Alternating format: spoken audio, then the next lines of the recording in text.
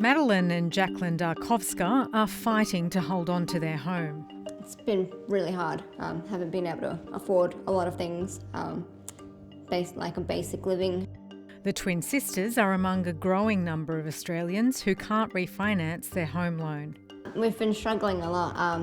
I've recently just lost my job, or my hours have actually been cut. So my mum's actually stepped in to pay or help me pay for my portion of the mortgage.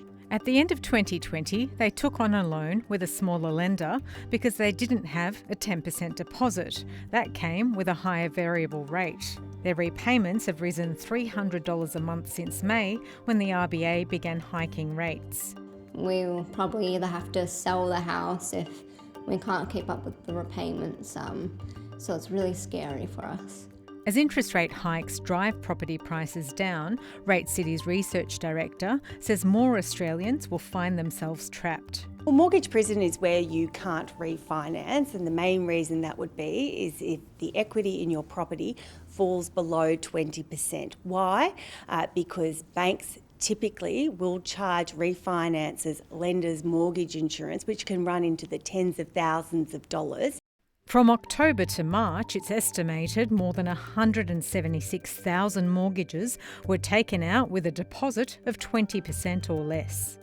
Falling house prices aren't the only reason Australians are trapped in a mortgage prison. They now face tougher lending tests imposed by the financial regulator.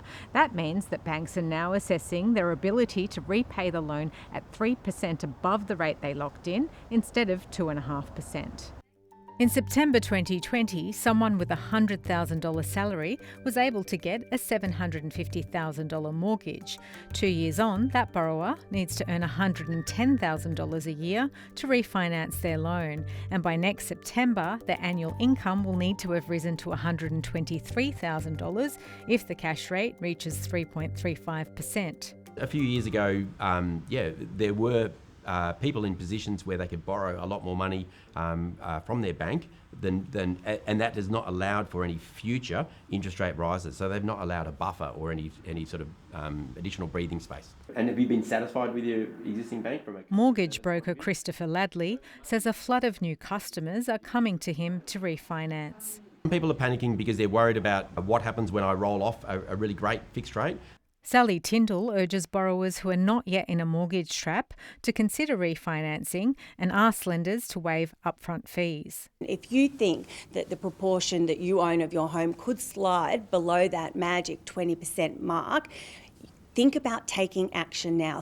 And her advice for those who are trapped is: the key is not to panic. The key is to put your head down and keep your monthly mortgage repayments up.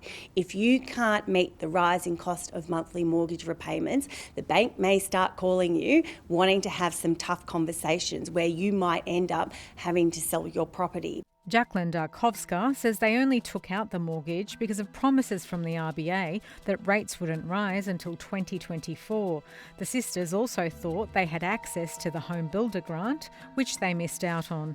Don't sell false hope. Yeah. You sell the Australian dream, but you rip it out from underneath people. Like the Darkovska twins, many other Australians will be fighting to hold on to their homes.